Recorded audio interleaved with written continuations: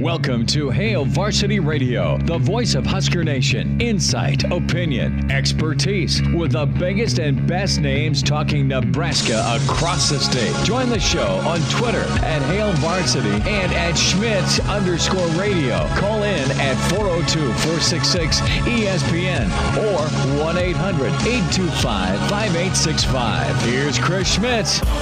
Welcome to it, midweek editions here. It's Hail Varsity Radio, presented by Currency for all your equipment financing needs. Go Currency. Chris Schmidt, Elijah Herbel. What's the latest on the Nebraska coaching staff? We'll let you know what we're hearing. Numbers to dial up. Get involved if you like at 466-3776. 466-3776. 800-825-5865. Can email the show, Chris at HailVarsity.com, and give each of us a follow. If you like, at Schmidt_radio, Chris Schmidt at Herbal Essence for Elijah Herbel. On the show, we'll spend time with Mike Babcock here in about 20 minutes, get his take on all the changes with Nebraska football, and also Mike Schuchart in Hour 1. Evan Bland of the World Herald stops by at 5, and then some Husker basketball thoughts with former Nebraska assistant and Hall of Fame coach Jeff Smith. So Coach Smith with us around 5:25. You want to watch the show, interact on the StreamYard, you're welcome to do that as well. And a couple of ways to check that out. If you're into Facebook ESPN Lincoln. It's live and in color HD beauty for you there.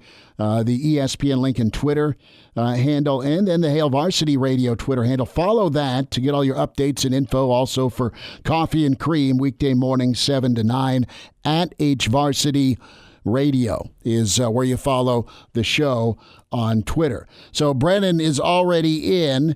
I see we made an offer to a transfer portal O-lineman out of Rhode Island. His name also has the word corn in it. Consider that a lock. Gotta love you, Brennan, for being there. But still no news on Mickey Joseph. I've had 3 different folks I really trust kind of reach out to me with some inner workings, and here is what I know. I know you had the Rule and Mickey meeting. That was yesterday. That was an hour. There was not an offer extended, but there was not a, hey, let me help you pack your office either, okay? So what you do have, though, is head coaching opportunities for Mickey Joseph. And to me, Mickey spent time in Oklahoma. I would be surprised if there wasn't a Zoom meeting for the head coaching job at Tulsa today with Mickey Joseph.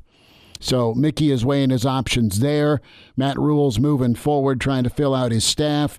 Jake Peets is the name we're hearing. I've got another buddy that's, and this isn't, I'm the last guy that wants to jump on a table and tell you how great I am. That's not my personality, but I've got a friend who's former teammate of Jake Peets that is somebody that I trust, and it's real simple. Jake Peets is a guy that's been well-traveled around football. So he's a guy that, and there's differing reports that he's going to be on staff, or his inclusion to the staff is dependent on if Mickey moves on or not. I think you got to make room for Mickey Joseph, and if you're going to take Jake Peets, that's super impressive. The pride of O'Neill with quarterbacks and special teams. So you've got Satterfield, you've got Barthel, you have Peets, and you still have 2 spots on the offensive side to round out. Defensively, you still don't know who the defensive coordinator is. You know, Pot Roast is your interior defensive line coach.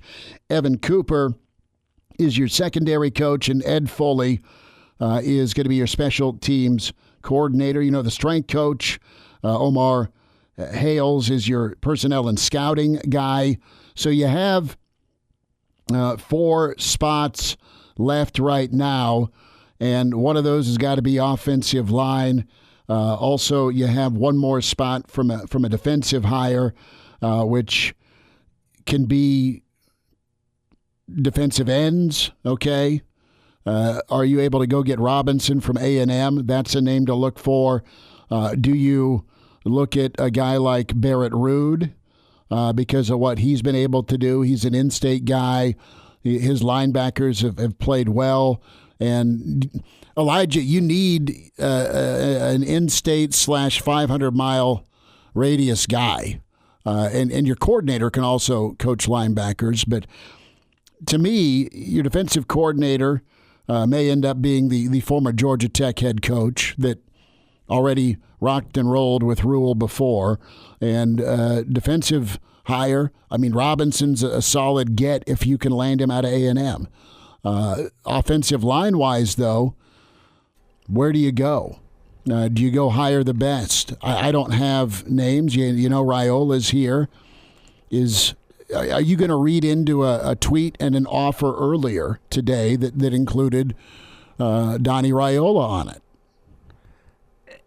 The question is, am I going to? Yes. Should I? No. It's a two-part answer there where, am I going to read into that? Yeah, it's a little bit weird. Whenever Nebraska's out hitting, recruiting, sending out offers, and, oh, thanks at Coach Rule and at Coach Raiola for this re-offer, you go, that's interesting. Well, why would Coach Raiola be in there if he's on his way? Is that just because he's a previous contact of yours from the school and you assumed he's sticking around? But you should know with the new coaching staff coming in that, well, there's a good chance there's going to be high turnover. Even high schoolers know that with college staffs, and you probably shouldn't include the last guy that talked to you. But that's why I think, yeah, you probably should read into that as being a little bit suspect. But also, it's an 18-year-old kid tweeting this thing out. He could just very well be wrong and including an old coach in the tweet whenever he probably shouldn't have. So am I going to? Yes, I think there might be something there, something to follow. Maybe Raiola keeps his job and sticks around. And after 1 year, I know Husker fans are pretty anti-Raiola based on what he's shown you in 1 year. They're anti-current O-line. Yes, anti-current O-line, but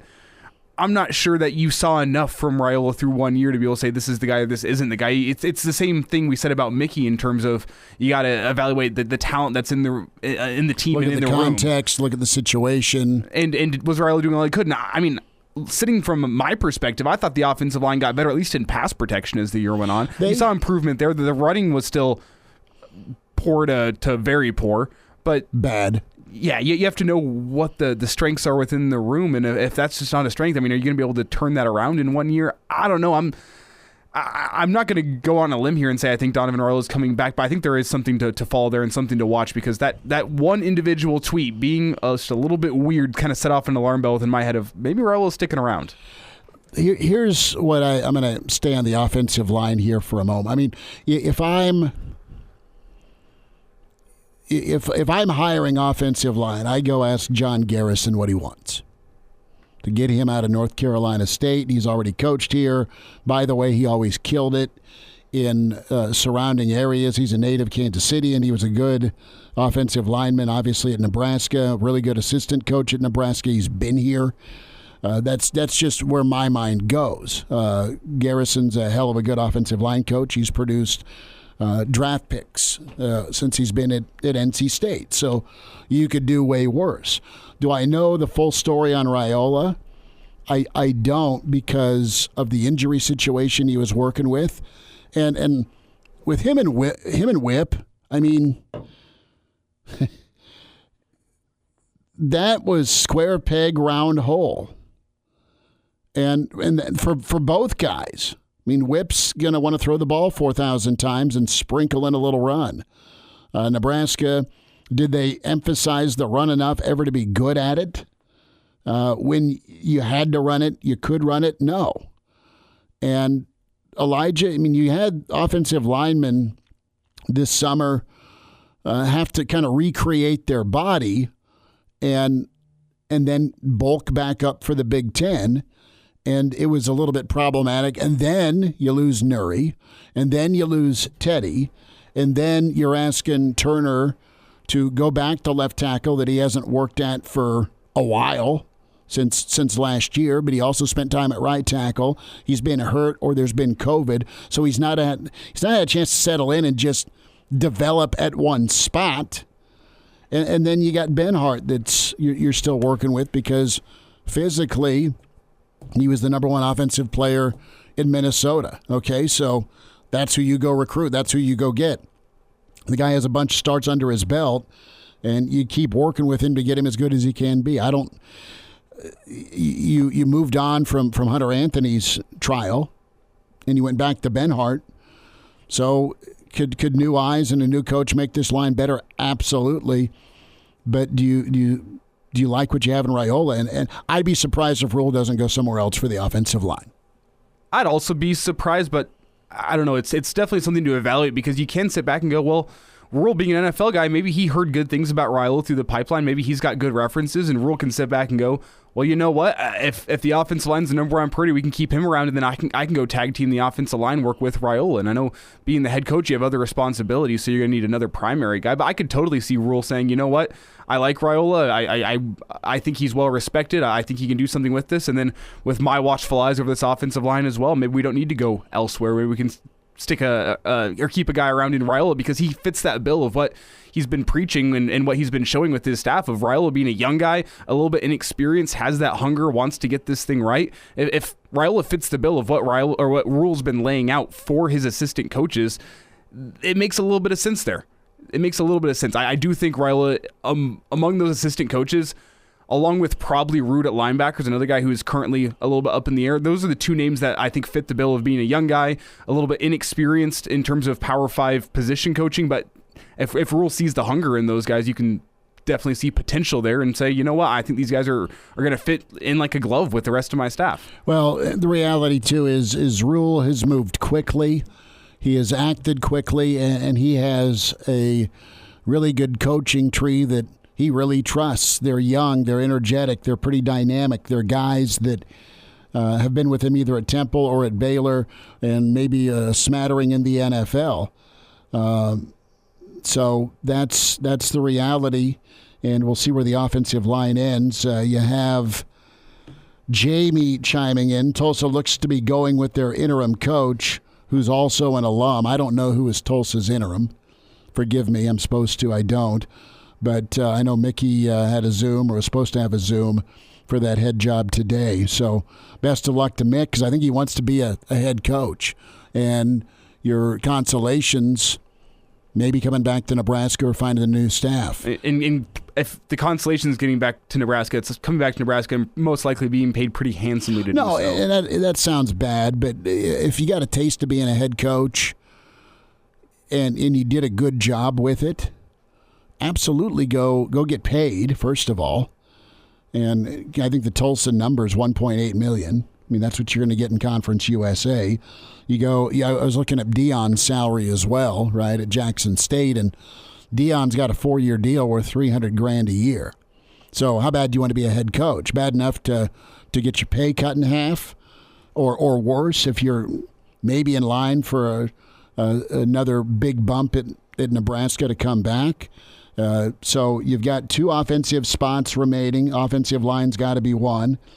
A little bit more here on Jake Peets, and we talked with Jay Moore last year, and Peets was up for the job as OC, and getting that job was Mark Whipple. So just to lay out a little backdrop on Jake Peets, he's a guy that knows Nebraska, even though he's been away from Nebraska. And you had this same scenario with Scott Frost. When Scott Frost was hired, I'm not comparing the two, I'm just saying you cross paths with a lot of great people and you can soak it up. You can learn from some real greats in the game, and that's what Peets has done. He's currently with McVay as an analyst. He was in Kansas City last weekend when the Rams played the Chiefs. But not only McVay, but he's been the OC for Ed Orgeron. Mm-hmm. And he's had 2 stints. The second time, you're willingly going back to work as an analyst for Nick Saban. Why? Because you love football and you want to learn from the best. Working once for Nick Saban's enough for a lifetime for many. Saban's great, but he's as demanding as it gets. So Jake Peets screams mentally tough to me. Whether he's working with quarterbacks or he's calling plays or he's working with wide receivers, he's pretty versatile. He's worked in every spot on the offense except offensive line. And some of the bright minds think a lot of him. Clearly, Saban did to bring him back. Clearly, Ed Orgeron, he left Carolina. That's where he crossed paths with Rule as a quarterback's coach and then the running backs coach. So he worked with McCaffrey during McCaffrey's non-injured incredible season. And then you go work for Ed Orgeron. And then you know how 2001 ended for LSU. So Pete's was kind of in the same situation a lot of the current Nebraska coaches or former Nebraska coaches were at. I think you meant how 2021 ended, but I got your point. And then you followed up by going working with Sean McVay, one of the brightest young minds in the NFL. Yeah, not only do you get to go do that, but you're good enough to be hired even as an analyst for those guys. Mm-hmm. So, do we have time for the phones here, or should we? Yes, we do. I've gone. Do we have time? Yeah, let's go. We got Chris on the line. Chris, 30 seconds. Fire away.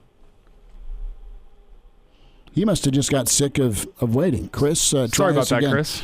My fault. No, but I just wanted to lay out Jake Peets' backstory and his connection. A long snapper at Nebraska. 03 through 05. So we'll get to more calls. We'll get to some calls here this hour and next. We'll spend time with Mike Babcock. He's on the way. Hail Varsity continues, and we're presented by Currency. And now, back to Hail Varsity Radio. Thanks for spending time. It's Hail Varsity Radio, presented by Currency. Elijah Herbel, Chris Schmidt. We welcome in Mr. Husker football, Mike Babcock, historian, author, Hall of Famer, exclusively with Hail Varsity at MD Babs. On Twitter is where you find him. Mike, are you in the running for the O-line coach? I'm overwhelmed with all this information that's coming across on Twitter, whatever, coaches and recruits. And I guess the thing I like about it is that they're being very aggressive in recruiting. You're seeing quite a few tweets about recruits. So he said they were going to get started right away, and they obviously they have. Mike, I want to ask you, you've seen the last 20 years. You started when Nebraska was trying to wrestle away the Big Eight from Oklahoma. And how far down is Nebraska football? I ask that not to be negative or sour or sad for Nebraska fans, but just in your perspective of covering this team as long as you have, is this as low as it's been? Is this as big a turnaround as you've seen Nebraska need in your time? Yeah, you probably mentioned this, but the Nebraska's winning percentage over the last 5 seasons, in order to find a stretch that was that low, you have to go back to the late 50s and Bill Jennings' 5 seasons as coach to find a percentage of wins and losses that is lower than what we've had these 5 seasons. So you're going back to Bill Jennings' 5 seasons. Bob Devaney came in. He turned it around in 1 season, 9-2 that first season with a trip to the Gotham Bowl. That's not going to happen. But I think that, Nebraska is in a division. Well, that's going to go away in 2 years. Season. Nebraska is in a division where I think that you can be competitive quickly if you do the right things. If Rule comes in and gets things going in the direction of that he spoke about fairly passionately, I thought, at the news conference / pep rally. I think that Nebraska has a chance to be competitive in the West Division. That's where you have to start, step by step. That's the first step. Mike Babcock's with us here on Hail Varsity Radio. Mike, we don't know yet on Mickey's future or Rude's future or Raiola. Those are 3 guys interested to get your take here. Also on a name that is a Nebraska name, and that's Jake Peets. Did you have much coverage or recollection of Jake when he was here in Lincoln 03 through 05? I remember the name. And I think he was from O'Neill. Yep. Am I right about that? I think it's a testament to what he did in terms of being a walk-on. Really hardly played. He was a long snapper and a backup cornerback, like teams type guy.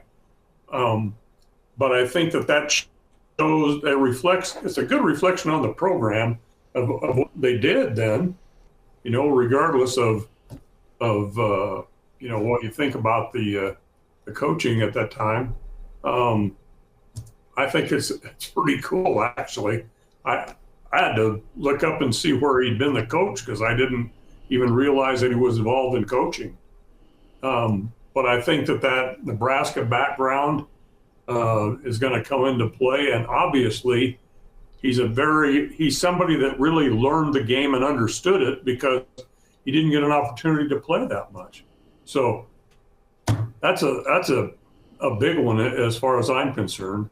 And you mentioned Barrett Root, Mickey Joseph. I'd like to see them retained in some way. You're talking about Mickey and his desire to be a head coach. I understand that, and if he had the opportunity, I certainly would like to see him get that kind of an opportunity. But I'm biased. I'd like to have him be on board here still because of his ability as a recruiter and also what he accomplished in the short period of time that he was a coach, interim head coach. I really think that he created an attitude and a cohesiveness on that team that showed that it would never quit. I thought that was a positive. And I'm biased about Barrett Root. Do we have Mike? Mike's, oh, there it is. Grateful Dead fan. It's Mike Babcock with us here on Hail Varsity Radios. We talk some Husker assistant coaches, and maybe we'll get around to a little bit of Husker basketball as they play Boston College tonight. But Babbers, I just want to get your take on what seems to be a youth movement among the coaches that Matt Rule has announced as joining the staff here at Nebraska. Terrence Knighton's never been a full-time position coach in college. Satterfield's another young offensive coordinator. And just generally down the list, you talk about the guys that are announced, and there's just a very strong theme of guys being young, a little bit unproven, but as Rule would say, they're hungry. Yeah, I think that's true. I think that if they share the kind of passion that Rule showed at a news conference, I think that's important. I think that probably younger coaches have an ability maybe to relate to players in a way that maybe older coaches wouldn't have. So I think that could be a positive. I'm just generalizing and how easy it is to be wrong about things like that. But I think that probably part of it is that you get some young guys who are passionate, who want to get the job done, and they'll go to great lengths to accomplish that. That's what you want. We talked about Jake Peete. That's the kind of guy he probably is. I'm making that assumption, but to see what he's accomplished and where he's gone makes me believe that he fits that. Mike, a thought on Trev and his execution here. I know we're a couple of days removed from Monday, but this search and how, stealth it was for not only Matt Rule and his family to see Lincoln on a game day, but also get the deal done, working with his agent, but also the Carolina Panthers. Monster investment financially, not only for the assistant pool, but the number with Rule and how that continues to escalate up. Yeah, I think Trev did a great job. Obviously, I wouldn't have expected anything less from him. I think that, the amount of money that's involved here with the coach's salary and the money for the assistant coaches is a reflection of where Nebraska's program is. That's the kind of support that Nebraska has, the kind of money, they're building that, $165 million addition in there.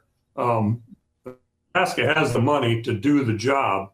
The thing is, you need to identify the pieces that you want to spend it on. And I think Trev Alberts did his due diligence and is spending it on who he thinks is the person that's going to get the job done with plenty of time on his contract and plenty of money and incentives to get in there. Mike, Husker Hoops, tip-off tonight, Boston College. The momentum and buzz not great for Nebraska. They're over 500. Gettable game tonight. Not a great time in Orlando, but anything you like so far with this basketball team? It's nice to have Walker back. Do you think they can keep building? Yeah, I think Walker is a key, to have him back and to become more and more comfortable with him in the lineup, because you got a lot of new guys again. He's an important his return was an important part of the puzzle that they're trying to put together. It doesn't right now, there's not a lot of reason for optimism because of kind of what we've seen to this point. But like you said, they got a winning record. Derek Walker is back. Maybe there's an opportunity there for them to get those pieces put together and do something a little better than we've seen here of late.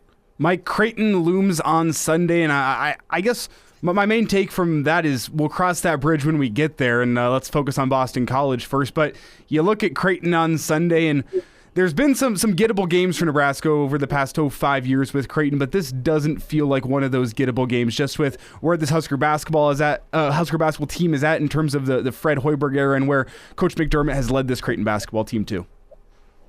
Yeah, as far as that's concerned, Elijah, I agree with you. Let's focus on Boston College. Let's get it done there first, and then we can worry about Creighton, because that is a good Creighton team. There's no question about that. I've watched some of the Blue Jay games, and it's a very good Creighton team, and it's going to present problems for Nebraska. But let's look at Boston College and see what happens there. Build some momentum, get a couple wins in there.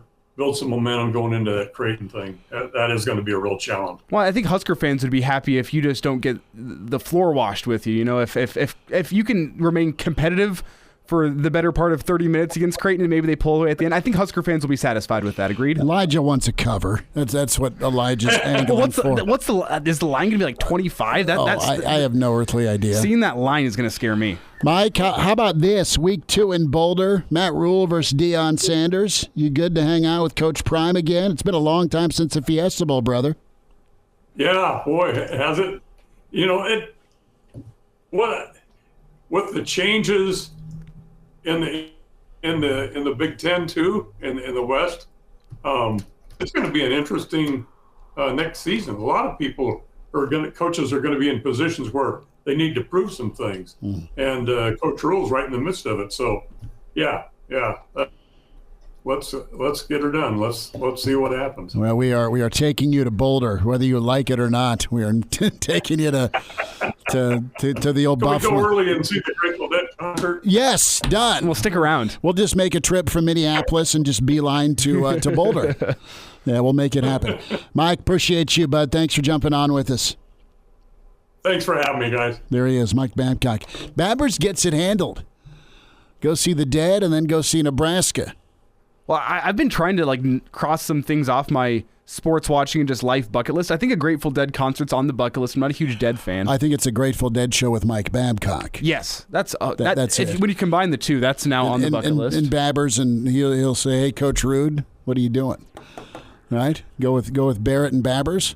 That'd be fun. That'd be fun. Those other things on my bucket list I've been looking at: Daytona 500 in February. I've always wanted to see a 500.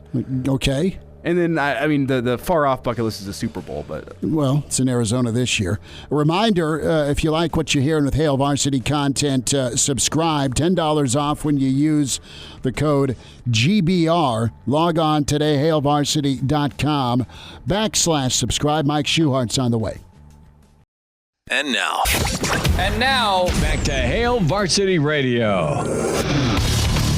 25 minutes away, Evan Bland joins us, World Herald. We head to Wilderness Ridge, a little too cold for golf, but you know what? He can still help you with your swing.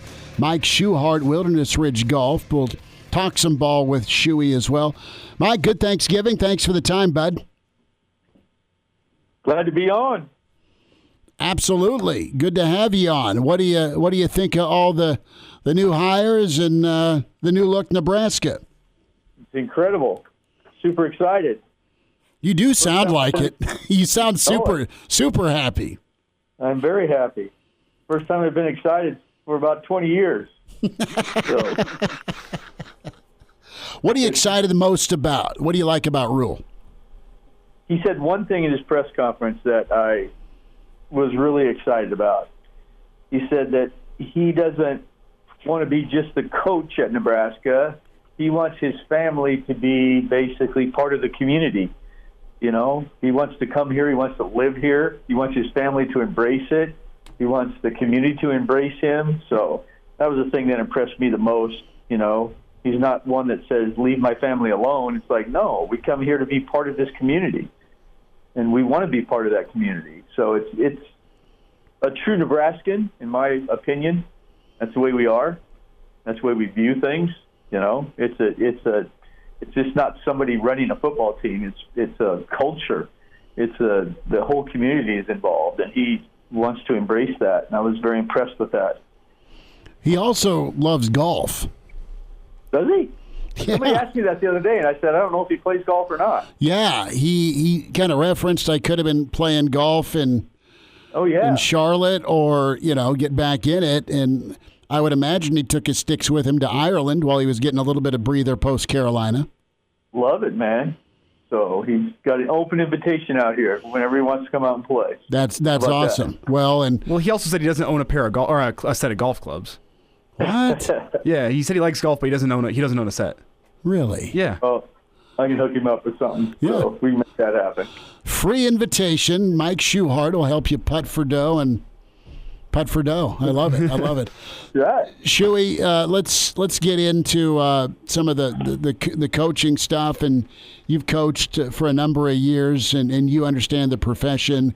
You also understand the professional side of things as well, not just coaching, but also being on the pro tour with the business aspect. And is as much excitement as there is for new and proven under Rule. There's also the fact that some guys won't be here coaching anymore, and that's tough for families and tough for coaches, but guys understand that getting into this profession, I would assume. Yeah, I mean, that's always the hardest part, because you put a lot of time, energy, sweat and tears into a place, and try to put down roots, and you never know. So it's always having to try to make sure that it's understanding the business side of it and not the personal side of it, you know. But that's always hard. You're at a place for a long period of time doing what you do and doing what you love, and it's hard not to become kind of vested in that emotionally, personally in that, you know. And then all of a sudden you get let go, and it feels like it's personal, but it's really not. Man, it's just the business. I mean, it's the bad part of the business, you know, kind of the bad side of it. But, you know, if you can just remember that it's business, this is part of the business side of what it is, that helps a little bit, if that's possible. Mike Schuchart's with us. Shuey, let's dive into a little bit of recruiting, and I know you keep an eye on that. Is that something you're, I don't say weary, but there's a lot of folks coming in that have really impressive backgrounds. They're pretty multiple in either what they've done administratively or where they've coached, multiple spots, and that combination, plus you factor in age. Young and hungry has kind of been our theme this first hour with how they've been labeled. And do you think Nebraska can do what Nebraska used to do, and that's project, find guys to develop, and then also go land some difference makers? I think so. I mean, it sounds like it. I mean, listening to him in his press conference, he was very impressive, you know, and he's done it in the past. So, I mean, he'll command a room, no question. He'll command an audience, you know, in front of recruits and in front of their families and stuff like that. So he'll be very intriguing and motivational, I would think, you know. And obviously he's in what he's done in the past and where he's been, he has the ability to identify and develop, you know. And the other thing I like is he has it looks like and sounds like he has a very definite plan of what he wants. and what it takes to get there and who he looks for and how to go about doing that, So, I mean, it's very encouraging to me, and obviously the people that he's putting around him, they have incredible backgrounds where they came from college and NFL, so that's always intriguing to the players that you're trying to recruit because they're all trying to get to the NFL. So you got guys that are talking to them that have been where they want to go. So all that is very impressive. Mike, let's talk expectations for a second. And I want to start off with first year one. Well, what do you expect or what do you want to expect from year one under Matt Rule? And then in a long-term sense, how many years are you giving Matt Rule to get this thing right? I give him as long as he wants, because again, he was very confident in how he talked about the process and what he wants to do. Not arrogant, Mm-hmm. he was just very confident about it, So, and I look at it this way: it's like I look at what Mickey and Bush did in the latter part of the season and how much better the team looked. I mean, their results weren't what they wanted, but their team looked better. And that was under those guys, made the team better. Now you have another staff that is even better than those guys, in my opinion. So it's like, I think you can see some drastic improvements quickly. So hopefully. Shuey, what's happening here at Wilderness here as we wind down? What's the reality here come holiday season? The lights are always beautiful, but the gift that keeps on giving, especially when it warms up, a membership. That's right. So this time of the year, it's always Mother Nature plays a big role. So we are closed on those cold days, and then we get some nice days, so we open back up so our members can get back out there and play. They just turn the lights on, so that's always beautiful to come out and drive through the facility and see the lights on. So, and then all that Christmas. Christmas is right around the corner, so all that holiday stuff coming up. Shuey, where can folks go? Where can they log on to get more info? How do they see you about that old T-box problem? Exactly. You can go to our website, wildernessridgegolf.com. Has all the information on there you want, from membership information, from lesson information, anything on there. It'll have information. You can just contact us, and we can take care of just about any of your golfing needs, that's for sure. That sounds like a plan. Shuey, we'll talk next week. Always appreciate your insight, bud. You bet. Thanks for having me on. Stay safe. There he is, Mike Schuchart, Wilderness Ridge Golf. We love Shuey. We'll wind down hour one. Evan Bland on the way, and Hall of Fame coach Jeff Smith. Hail Varsity continues, presented by Currency. And now, back to Hail Varsity Radio. Back with you one final time. It's Hail Varsity Radio. We're presented by Currency for all your equipment financing needs. Go Currency. Going to spend time with Evan Bland, Omaha World Herald. Next segment to get hour two kicked off. Then we'll take some time, get some hoops going. And I think Nebraska needs to look good again tonight on TV. I know it's an ESPNU game, but Boston College is a Power 5. Get a consecutive win against a Power 5. And to add to that, when you look at Boston College and their schedule this year, a fairly unimpressive 5-2. Whenever you look at it, in the nuts and bolts, they've had some scares against some teams that, I mean, I don't want to talk down against Boston College because Nebraska's had trouble with these same teams, but the kind of, not even group of 5 FCS type teams that Boston College has played, they have struggled with. They have a couple losses this year, which make you raise your eyebrows just a little bit. A very winnable game for Nebraska. And if they could take down Florida State the other day, it shouldn't be that much more of a tall order for Boston College, is what I'll say. And I hope I don't have to burn the tape on that. But they've lost to Tarleton State. They've lost to Maine. There's just some issues you don't with this Boston lose College to team. Those teams if you're going to vie for postseason. I mean, they snuck past Cornell. They snuck past the College of Detroit. They did beat Wyoming, So that's probably their best win of this season, but they snuck past Rhode Island too. And again, these are all teams that have given Lamar Odom led Rhode Island. But these are all teams that have given Nebraska trouble the past couple years. So I don't want to sit there and say like, man, this should be an easy win for Nebraska, because with the way Nebraska basketball is playing, there's no such thing as an easy win. But this is a very, very winnable game. Lauren chimes in. What about the D-line coach from A&M? That is Elijah Robinson.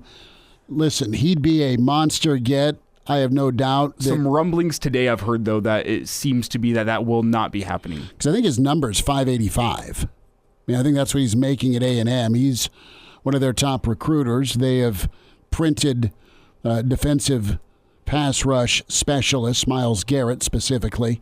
But A&M's really good, and Jimbo's guaranteed, at least through next year. I mean, he's guaranteed, period. But A&M didn't make a move this year. The timing may not be right, and as good as Robinson is, if things blow up down in Aggie land, he'll be able to go wherever he wants. I know there's a great connection, though, with him and Rule. You try, but I don't know what your budget looks like right now based on who's hired and what's left to fill and what's left in the pot of money. Well, with your 10 spots, you realistically, assuming you need both an offensive line coach and a wide receivers coach for your offense, it leaves you with a DC and a linebackers coach defensively. And the numbers, I'm not sure, adds up to add a second defensive line coach, and then you'd need to add a DC. I'm not sure you have that. So would it be a promotion to DC for a guy who's never been a DC before? Because you already got pot roast. Yes. Is your DC going to handle linebackers and then get your pass rush edge guy? I mean, that's how I'd go. Give me an interior and an end, and give me an interior and a tackle/tight end guy. Sure. That's what I mean. That's how I'd do it. But there has to be some double dipping where whoever gets your edge guys would probably also have to be your DC, but just based on numbers of that 10. Sure. Let's spend a minute with your friends at Red Zone Tickets, selling fun since 2001. Have tickets you want to buy or sell to all types of events. How about Creighton Hoops? And, of course, NFL action, Husker volleyball, concert theater seats, CWS. It's with Red Zone Tickets, redzonetickets.com. They are Omaha proud, a local source, and an A-plus Better Business Bureau rating. Log on, get that bucket list item crossed off today with your friends at redzonetickets.com. Redzonetickets.com, hour 2 on the way. Welcome to Hail Varsity Radio, the voice of Husker Nation. Insight, opinion, expertise, with the biggest and best names talking Nebraska across the state. Join the show on Twitter at Hail Varsity and at Schmidt_radio. Call in at 402-466-ESPN or 1-800-825-5865. Here's Chris Schmidt. Back into it, it's hour 2. It's Hail Varsity Radio, presented by Currency for all your equipment financing needs. Go Currency. Evan Bland joins us from the Omaha World Herald. Talks some Nebraska football. Give Evan a read, omaha.com for sure. And at Evan Bland, OWH. Follow him on Twitter. Evan, more and more new profile pics are going up with this assistant staff for Coach Rule. Not long ago, Ed Foley joined the mix. Ed Foley looks, and this is a compliment because I always enjoyed my driver's ed teachers, but he looks like your driver's ed or your PE teacher, man, and he's ready to rock and roll with special teams. I loved my driver's ed teacher, too. I always remember one thing he said was, he told me at work he was going to grade my class hard because he felt like most of us would never be in that situation again. I'll never forget that. But, yes, Ed Foley was the latest. And wouldn't you know, like in today's modern age, you don't it's not official unless you have a photoshopped version of a coach in a uniform or in a top that he's never worn before. So whoever's doing those photoshopping jobs are doing a pretty good job, actually, I think, of the coaches. But, yeah, I mean, it's in a lot of ways it's been a pretty quick staff assembly, right? Like you think about the fact that Nebraska names Matt Rule officially on Saturday, and here we are on Wednesday, and he essentially has half of his on-field staff assembled at this point. That's actually really quick work. I think it speaks to the urgency that they have to get on the road recruiting this weekend. Matt Rule mentioned that on Monday. Certainly the transfer portal opening on Monday. You want to have all hands on deck to be able to do what you do. But yeah, I mean, I think it continues this trend that we've seen that Matt Rule places a high value on having worked with coaches previously and knowing how they work together and knowing that these new assistants will back his way of doing things, and it is a little bit different. So, whether that means that the entire staff's going to be that way or he retains somebody remains to be seen, but certainly 10 years as a head coach at multiple stops, Matt Rule has built connections and acquaintances, and now we're starting to see those materialize here in Lincoln. And Evan, I can actually tell you, we'll get back to the point here in just a second, but you mentioned the whole jersey shirt swap thing. I got a friend who's a very good graphic designer, worked for the university for a bit. He works for the Memphis Grizzlies now, and I got to sit next to him in a class one time, and instead of paying attention in class, he was doing one of the jersey swap things, and let me tell you what, it's like watching magic whenever they do those things. It's phenomenal. But I want to get back to some of these assistant coaches that we're seeing the names pop up, and it seems to be very much a young wave of assistant coaches, young and unproven, and Matt Rule said that might be coming, but what do you make of just how young some of these guys are coming in and becoming assistant coaches?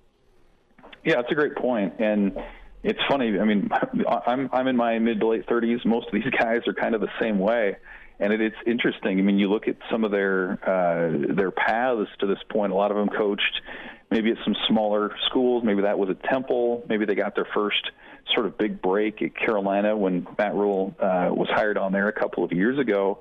But it's guys who, and I've gone back and listened to a lot of them do various interviews at some of their other stops. They're fairly dynamic people. They think outside the box. The running backs coach, E.J. Barthel, had a really good sort of line of thinking about how he dims the lights in his meeting room, and he texts a PDF to his players ahead of time, sort of like the minutes of the meeting, almost like a city hall meeting or something like that, to where guys just kind of want to know what to expect, and he encourages them to write notes on their phone as opposed to maybe the way that he did it back in the day, which was pen and paper. And so I think that's part of it. I think it takes a certain energy to get out on the recruiting trail and to find the guys that you want to find.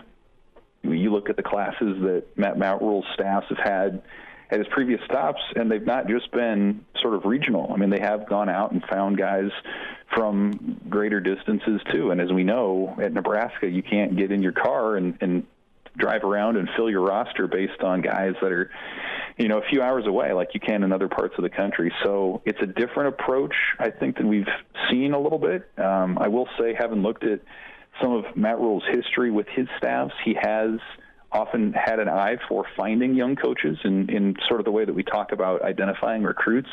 He's had that with some different staffers on the coaching side too. So we'll see if how some of these young guys pan out. Another name that a lot of people have been watching, Elijah Robinson from Texas A&M, was a guy who worked with Matt Rule at Temple, and now he's at A&M as one of the highest paid position coaches in the country. So there are some success stories on that side too. Obviously you want a little bit of experience as well as to mix in with some of these young dynamic guys, but there's no doubt that he places a lot of value, Matt Rule does, on men who are like-minded and who are going to go out and execute the vision that he sets. Evan Bland with us, Hail Varsity Radio. Evan with the Omaha World Herald. You mentioned Barthel, and when his name came up, and you look at what UConn did running the football, 32nd in the country, and kind of the road traveled by the new running backs coach, I dug in a little deeper and was pretty fascinated. And all these guys seem to have some sort of administrative background so far, at least of the staff that's been named, not all, but most.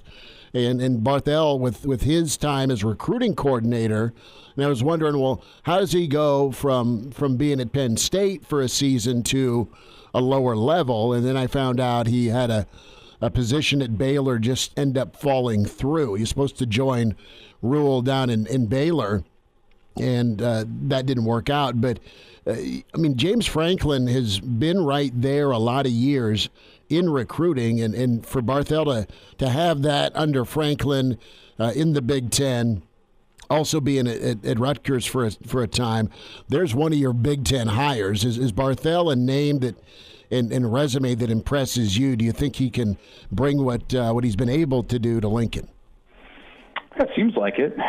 Again, I mean, he strikes me as a guy who's well-spoken, who has, a certain vision about how he wants to do things. Another little anecdote that he told that I thought was interesting that he got from Matt Rule was his position group every day would show little video clips. They call them the lion and the sheep tape. And so they would show clips of their own players making winning plays that took maybe extra effort, and then losing plays where guys maybe loafed a little bit. And he said, man, that set a culture where players just sort of subconsciously, they became afraid that they didn't want to be on that sheep tape. And so that just sort of set the standard. And that was something that he took with him to those different stops. I think you'll probably see that show up at Nebraska too. But to your larger point, I mean, it is true. You look around at some of the backgrounds of these guys. They've been directors of player personnel or on-campus recruiting. Terrence Knighton, who's coming in as a defensive line coach, was an NFL player. Most people know him because of his nickname, Pot Roast, when he was with the Denver Broncos and elsewhere just a handful of years ago. So these are guys who have, even though they have Matt Rule connections, they do come from varying backgrounds. Some of them were players at high levels, some of them weren't. But again, there's value for Matt Rule in bringing in guys that he knows, as opposed to, hey, let's sort through some resumes, let's open this thing up, let's do an interview or two and get to know you. I mean, no, he knows who he wants. We all know that time is of the essence in a lot of ways as they're looking to build this thing. Not that you want to rush the process in the name of a few recruits, but I think it just shows there's a conviction for, again, the vision that Matt Rule has for this thing. He knows his group of guys that he wants to bring in, and we're already starting to see it happen. Evan, a thought, who could be that 500-mile radius guy that's going to win for Nebraska, that has won for Nebraska? Is there a guy that's on the former staff that would fit that well? It just seems like you better have a connection in-state to keep the in-state locked down, but also be able to hit Kansas City, Missouri, Iowa, and, of course, Colorado. That circle that T.O. drew out many, many years ago, you need to tap closer to home. Right. I mean, there are a lot of names that you could go with there. I mean, certainly we talk about Mickey Joseph. He's somebody who has really built some strong in-state inroads, especially in Omaha, where Nebraska has struggled to really get those relationships going. Barrett Ruud, we don't really officially know what his future holds. He has been the in-state guy for Nebraska. The reports of Jake Peets coming in, he's an in-state native, right? Like, he's from around here. He would probably have a decent handle on things. So I think those are some names that you throw out there initially, and then you look at what we don't know about the staff. One, we don't know who the defensive coordinator is going to be, and when you look at Matt Rule's track record, that's been Phil Snow at his other stops. But Phil Snow, I've talked to some folks who know him through the years. He was a guy who, even when they were at Temple in 2015, 2016, he was telling people at the time he was thinking about retiring. I mean, he's in his late 60s, I believe. And so you wonder if he just wants to start a fresh adventure in a new place, or if he's ready to maybe retire and move on to that next step. So I think that's one big area that's interesting. And then, offensive line would be the other one. When you look at, again, Matt Rule's track record in the last 10 years, I think he's had like 5 or 6 offensive line coaches. So while there were a lot of obvious names that you can point to that he would add to his staff, and he has done that with many of these guys, I don't think that you can do that as much with the offensive line. And as we know, the Midwest tends to produce a lot of, big-bodied blockers, especially on the offensive line. And so it seems to me that if you can go out and find somebody who is a Big Ten guy who's familiar with the area, that might be a position, too, that would make sense to bring someone on with that kind of background. Now, do you think that Raiola could be coming back along the offensive line, Evan? I saw an offer went out last night to a previously offered offensive line recruit, and he included Donovan Raiola in the tweet announcing that he had been reoffered. Is that a case of not knowing who the offensive line coach is, so you're going to include the guy who was previously recruiting you, or is there a chance that Raiola could return as the offensive line coach, based on what you're hearing? Well, I mean, I don't want to read too much into the tweets of a high school kid who's excited to get an offer. So, I don't know. I don't know if that was sort of authorized or sent with Donovan Raiola in the mix, or if that was his previous contact, whatever else it might be. I think just knowing, again, what we know about Matt Rule, that would surprise me if Donovan Raiola were to stick around. This was still his first year as a major college coach. The position and the struggles of the offensive line are pretty well documented this year. So, maybe on the flip side, that inexperience you could argue could play to his favor as somebody who's a little bit more moldable in terms of the vision that Rule wants to set. So we haven't heard anything on that front one way or the other, but I would be surprised, again, I would say, if it ends up being Donovan Raiola. Shocked at all, a couple of names that you hear former Huskers and former Husker coaches talk about. Of course, Mickey Joseph, is he in the running for a head coaching job? Likely. Is he going to be welcomed back to Lincoln with a spot on this staff? We don't know how communication's gone with Rule and Mickey, so that's one shoe, and the other shoe did drop, and that's Bill Busch. And Bill Busch has been in the Big Ten. Bill Busch has recruited some of the best NFL draft picks there are, and some of the best players to come through a lot of doors, and he was not retained. I understand Rule going with his own guys. I totally get that, but I thought there was maybe an outside shot that Busch may have been retained, and we're still waiting on Mickey. Yeah, it's a tough time, right? Like, you understand it sort of from the 30,000-foot view where, this program's gone 3-9 and 4-8 the last 2 years, and so you can argue that there should be fresh faces in here and doing what they do. But when you interact with some of these guys the way that I do, and you see these guys too, Schmidty, all the time, it's a little tough because you know that Bill Busch is a Husker through and through. I mean, he'll tell you stories about his GA days in the early 90s, and clearly this year it meant a ton to him to be able to come back and first coordinate special teams and then do what he did defensively. I mean, he does. He cares. There's an energy about him, and I think it's worth sort of just remembering and reminding that even though a lot of these other coaches too are not being retained, it doesn't mean they're not great coaches, great people. Sean Beckton at tight ends who had, I thought, great success over the years with Austin Allen and what they did with Travis Vokolek and landing Thomas Fedoni. That's a guy who I think I'll miss, and Travis Fisher too. If indeed he's not around, and it looks like that's the case. I mean, that's a guy who could have left for SEC jobs a couple years ago, who has a young family here. So you feel for these guys on a personal level. You get to know them. They did a good job in certain ways, but at the end of the day, as they often say, it's a business, and Matt Rule's not being shy about saying, he believes the guys that he can bring in are going to do a better job and help Nebraska win games, and he's executing that now. Evan Bland with us here, Omaha World Herald, Hail Varsity Radio. And be sure to log on and read EvanOmaha.com. And, of course, find him on Twitter at Evan Bland, OWH. Evan, we'll keep following you and keep our ear to the ground as well and see how things shake out as this staff rounds into completion. Thanks for a few minutes today. Thanks, guys. Good stuff from Evan Bland. It's Hail Varsity Radio. We need to reset and reschedule our interview with Jeff Smith. Some news on Mickey Joseph. That's on the way with Hail Varsity. And now, back to Hail Varsity Radio. Back with you. It's Hail Varsity Radio. We're presented by Currency. For all your equipment financing needs, go Currency. Jock Doc coming up shortly. On Aaron Rodgers, we will reschedule our interview with Coach Jeff Smith. But news on former Nebraska interim coach Mickey Joseph. And let's set the scene here with some things we've been hearing and we've been able to piece together. Elijah, you have some information here on Mickey with a police call, correct? Yeah, it sounds like police were called to Mickey Joseph's home today just before 2 p.m.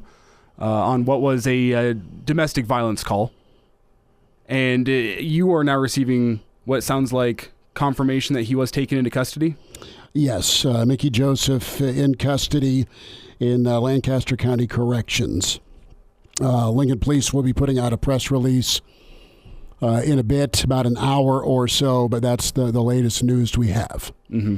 That's, I mean, as live as it gets. I don't want to try to read in between the lines too much. I don't want to go further than what we can confirm, but these are all things that I can pretty much confirm that police were in fact called to the home of Mickey Joseph earlier today. Would have been just before 2. I'm seeing that the call came in at 1:47 p.m. Lincoln Police obviously have not released an official statement regarding this situation, but this is what we are hearing at this time, and Schmidt and I are hearing this through a couple different sources, all coming back to the same thing, which is that Mickey Joseph was arrested earlier today under suspicion of domestic violence. It's 5:27 here on ESPN Lincoln, Hail Varsity Radio, and just shocking news.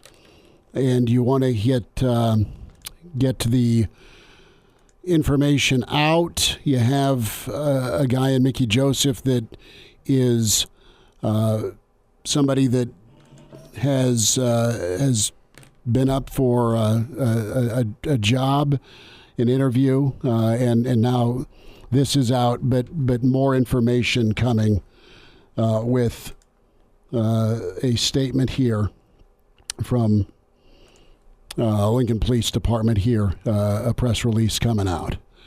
And just, you want to know all what went on. Yeah, we don't want to try to read in between the lines here, so I don't want to say anything that may end up not being true. I just want to report what what has been confirmed to me as being true. And that's what I can report. I cannot confirm anything else. I just know that as of 1:47 p.m. today, police were called to the home of Mickey Joseph in South Lincoln. And he was eventually taken into custody. There's other rumors out there going along with it, but I'm not going to go touch those one bit. I'm not going to touch them with a 10-foot pole. We are awaiting the official statement from Lincoln Police, but as far as we know, at this current moment, Mickey Joseph has been arrested and lodged in the I shouldn't say lodged in the Lancaster County Jail, but arrested and booked in the Lancaster County Jail. Got to be careful with my words here. I don't want to say anything that is not truth. And in order to be lodged within the Lancaster County Jail, you'd have to spend a night have to spend a night within the Lancaster County Jail. That has not happened yet because this only happened earlier today, and just sounds like an awful situation all around, and one that I think has caught Husker fans blindsided. Absolutely. That is the latest we have, and we'll for sure pass along what is put out by the Lincoln Police Department with a statement. I was just in the KFOR newsroom down the hall. Charlie Brogan reached out to Lincoln Police, and they just said a press release will be issued here within the hour on what's going on. But just to reiterate, if you're just catching us here, don't like sharing this news, don't like delivering this news, but the facts are this. You had police called to Mickey's home just before 2 p.m., and you have Mickey Joseph in custody right now with Lancaster County Corrections. That is what we know. Just to reset and reiterate, and we'll have more for you when the police issue their statement. But as you said, that is what we know, and I mean, there's a lot of different places you could go with this in terms of what this means for Mickey, and I'm not quite sure we know what this means for Mickey at the current point in time because all the facts have not yet come to light, and I'm sure there will be a lot of facts that come to light here, not only over the next hour, but over the next couple of days. But it's just disappointing. That's the best way to put it right now, based on what you saw from Mickey Joseph throughout the year as Nebraska's interim head coach. Seemed like a leader of men, seemed like a guy with a strong moral standing, and was able to pass that along to the kids that he coached. They played well for Mickey. It felt like he had a strong moral compass for the team. And whenever you see a guy who seems like he has a strong moral compass placed under arrest, it is just, I don't want to say hard to fathom, but it is just, it catches you by surprise. Yes, it does. Yes, it does. We have spent plenty of time with the coaching openings and the filling out the staff. I'm getting a text from Junior right now, my son, what's going on, what's happening. And if you're listening, Junior, I will tell you over dinner. But that's what we have. We started off the show talking about some names, some coaches that were on the past staff that may or may not be retained. Mickey's been a topic of conversation with his future at Nebraska. Mickey's been a topic of conversation with where his future is. Is it in Lincoln? Is it somewhere else? And the statement out here from Lincoln Police, this is from Sarah Feely at KETV up in Omaha. Per Lincoln Police, Robert Mickey Joseph, age 54 of Lincoln, had police called to his home where he was arrested at a separate location for strangulation and third-degree domestic assault. He has been lodged in the Lancaster County Jail, so it's expected that he will spend a night there. No bail to be posted just yet for Mickey Joseph. And whenever you've been waiting days for news revolving Mickey Joseph, I don't think anyone expected this to be the news surrounding Mickey Joseph. This is just an absolute shocker. Absolute shocker. I mean, from how well respected he was with his kids, his peers, everyone you talk to speaks of how upstanding Mickey Joseph is, not only as a football mind and a football coach, but as a man. And this is just out of left field, completely. It's completely bonkers. It's tough to wrap your head around. It absolutely is tough, and you look at and listen.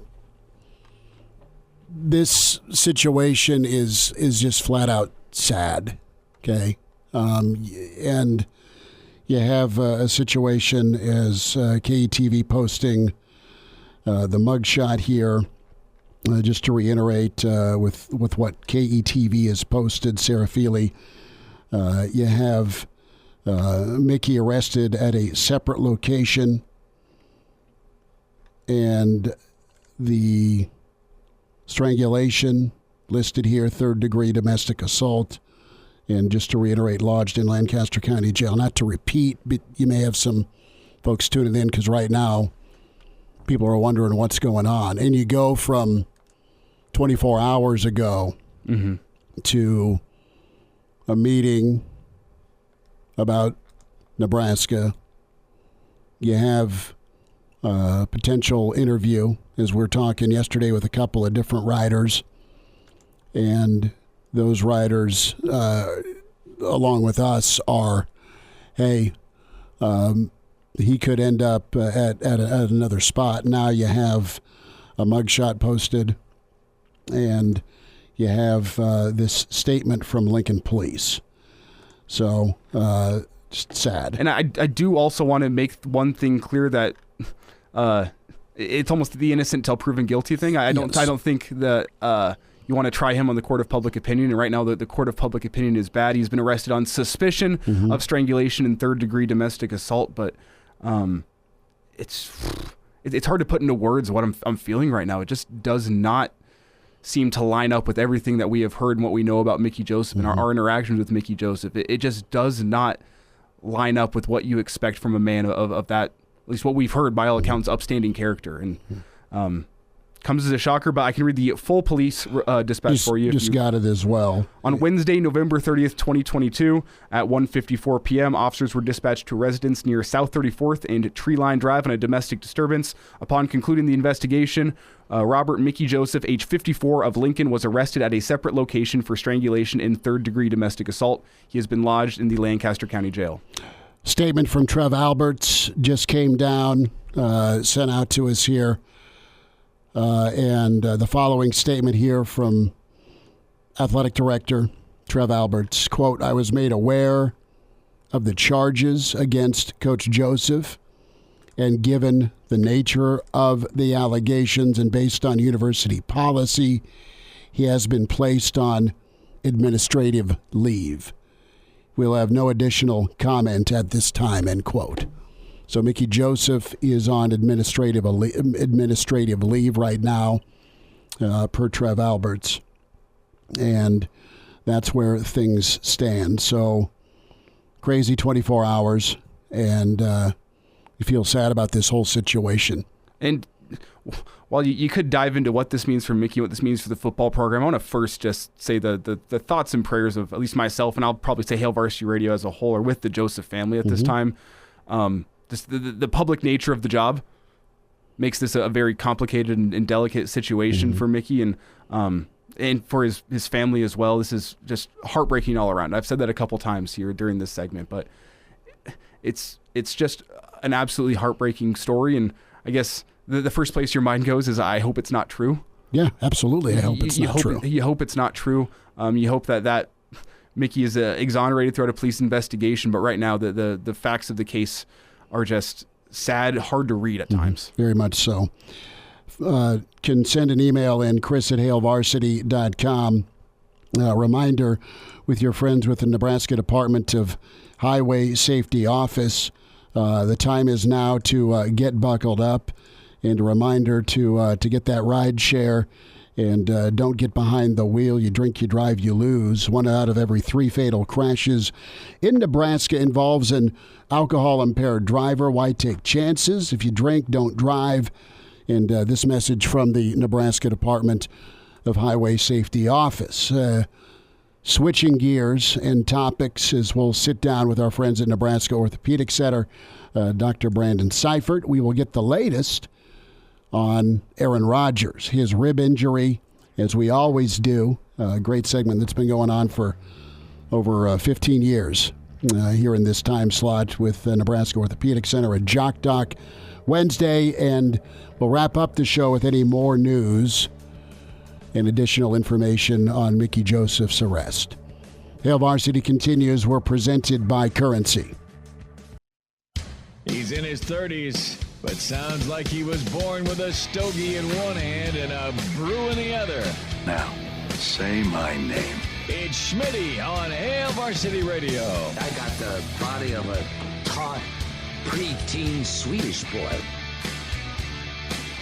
Back into it at Hail Varsity Radio. Time for a Jock Doc Wednesday. Nebraska Orthopedic Center, Dr. Brandon Seifert with us. Dr. Brandon, how we doing? Hey, I'm doing great, buddy. How are you guys post-Thanksgiving? Good eats last week? We had good eats and a coaching change and announcement, so we got our caffeine drip going on red alert still. But Green Bay fans, there's not enough Old Milwaukee or Miller Lite in the world. Or cheese curds. Right, to help them get through this season. And a little more injury to talk about here with the insult, and that is Aaron Rodgers battling a rib injury, is going to try and give it a go against the Bears. But let's talk about just the danger of a rib injury with any player, but specifically quarterback, and how you try and navigate that if a guy's trying to give it a go playing hurt.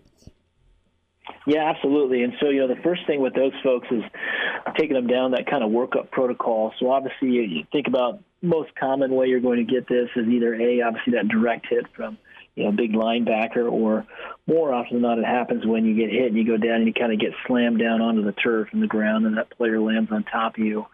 And so as you take them down that pathway of kind of a workup, so there's some important things obviously to rule out in terms of, do we need to do more here? Can we maybe just treat this down up? When can they go back to play? The first thing is you want to rule out, and they talk about this with Aaron Rodgers, is did he have a collapsed lung? And essentially, what does a collapsed lung mean? Obviously, that term is out there a lot. Essentially, what it does happen is so the lung tissue itself adheres to kind of the chest wall. And what can happen with a collapsed lung is you start to lose some of that adherence, and so you'll start to have part of that lung literally collapse, starting usually at the top, and just kind of fold down on itself, and obviously loses the ability to inflate and fill up with air and gives us the ability to breathe. And so that's the first thing you really want to rule out.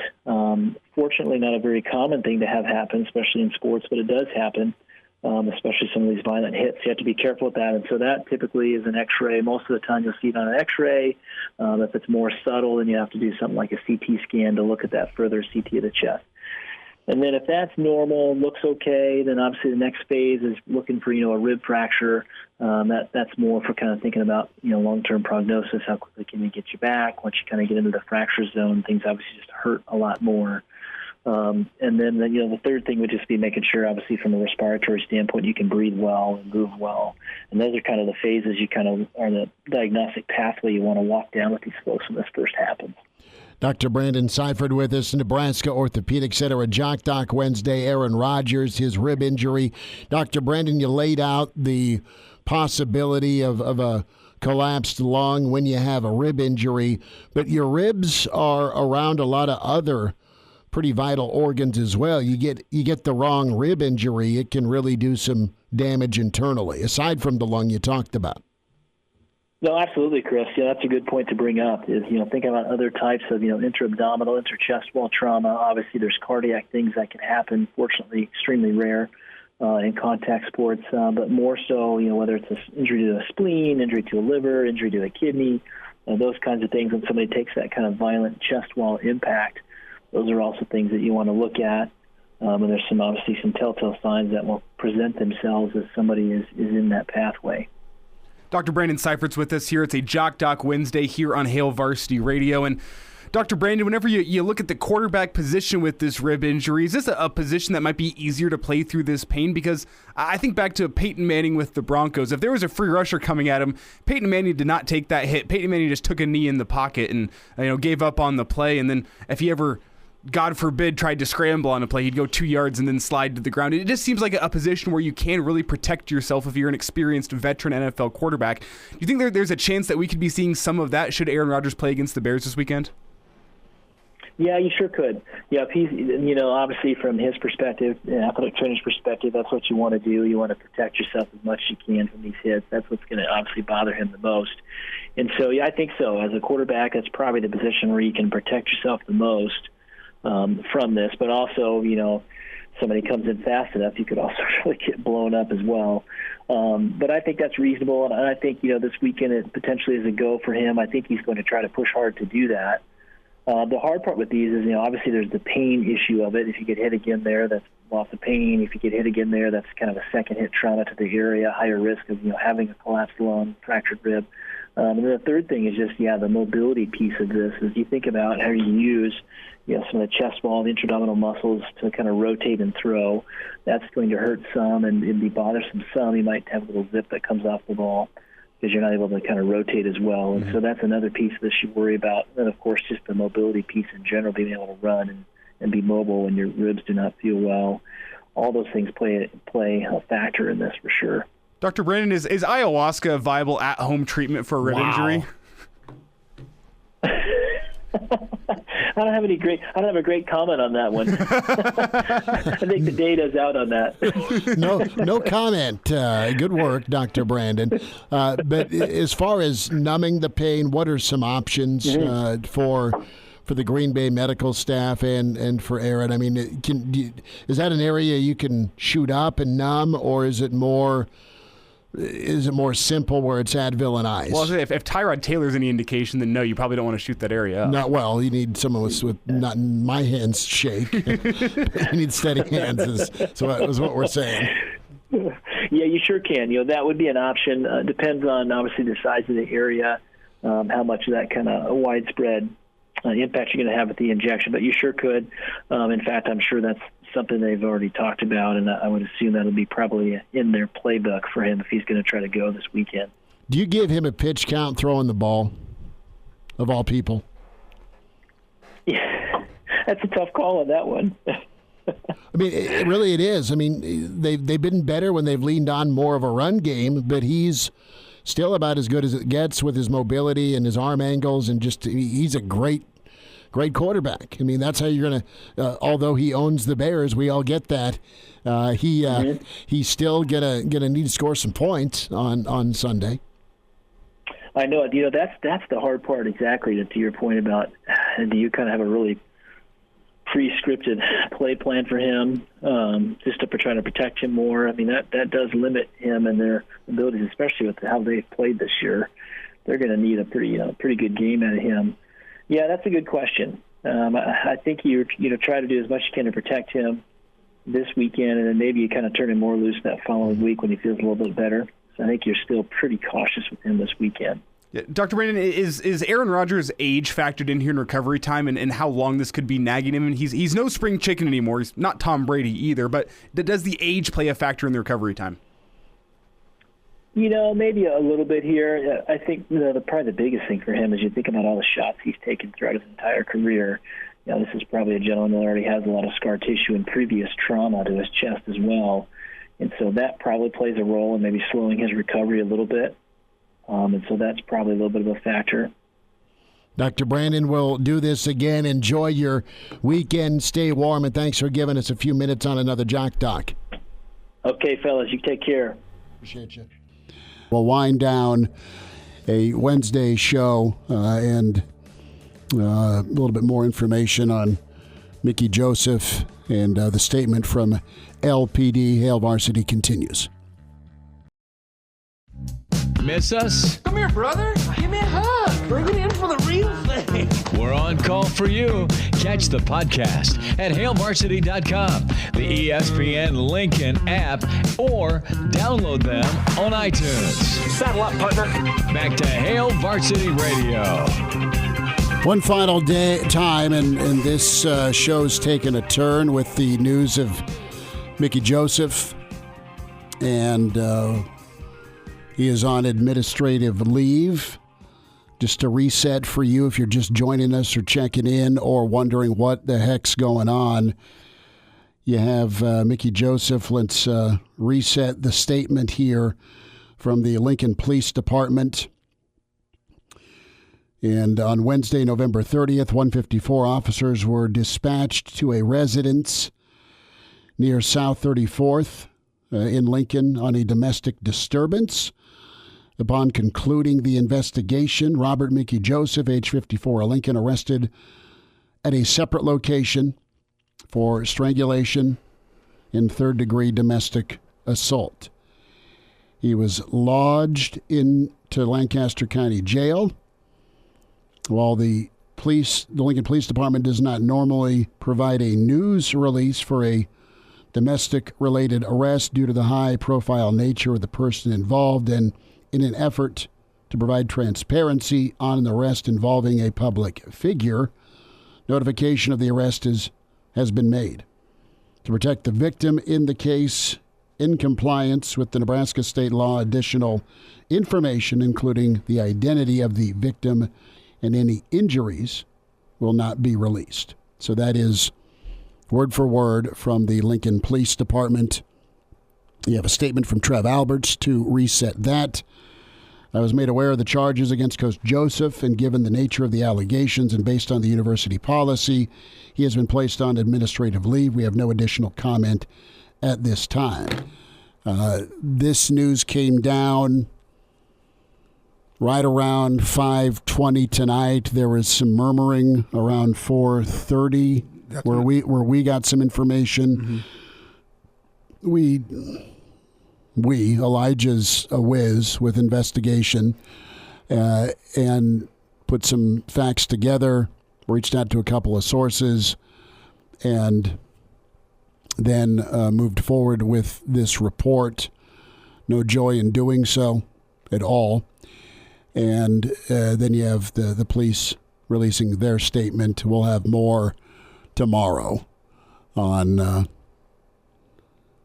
this situation. And there's going to be a police news briefing tomorrow morning at 9 a.m. I used to go attend those back in my days as an intern around here, so I'm curious to hear what the police will have to say, if there will be any elaboration on their statement. I'd assume not, based on the nature of the crime, the alleged crime, I should say. I'd assume that there won't be much more than what they've said in the press release tonight, but we'll be tuned in tomorrow morning at 9 to see what the Lincoln police have to say about this, because this is big news. It's just shocking. You're a man that has led a team in a difficult situation. You have worked your tail off for a number of years as a coach, and you have the opportunity to have a head coaching job permanently, potentially somewhere, and it could be gone. Again, this is all alleged, but it could be gone in one afternoon. Sad all around. Back tomorrow at 4. Hail Varsity is presented by Currency for all your equipment financing needs. Go Currency.